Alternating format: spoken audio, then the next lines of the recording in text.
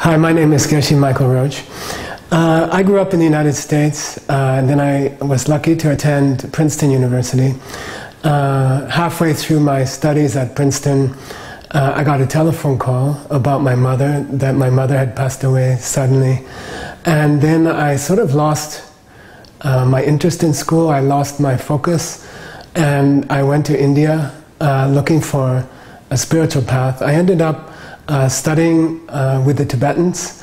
I attended a monastery, a Tibetan monastery, and I stayed there for 25 years.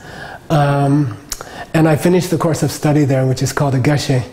The final examination for the Geshe is about 3 weeks of very intense debating and public examinations. And then when I finished, I was successful to finish. I was the first Westerner to finish at my monastery, the Geshe Degree. And then my teachers asked me, we'd like you to do an extra part of an examination, an extra examination.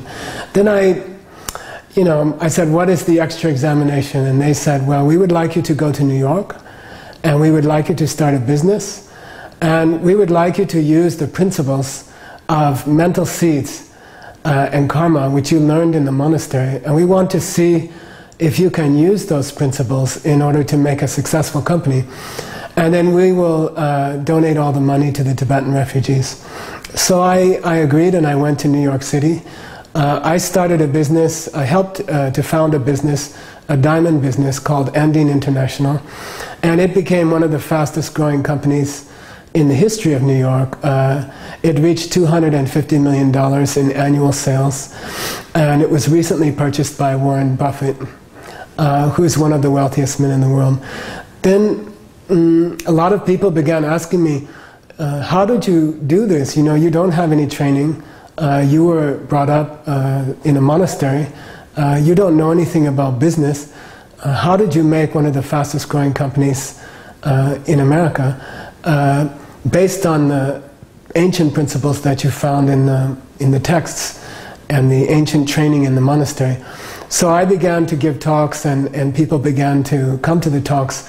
I wrote a book called The Diamond Cutter, how you yourself can become successful by using the same principles that I used, that I was taught in the monastery. I think people want 3 kinds of success.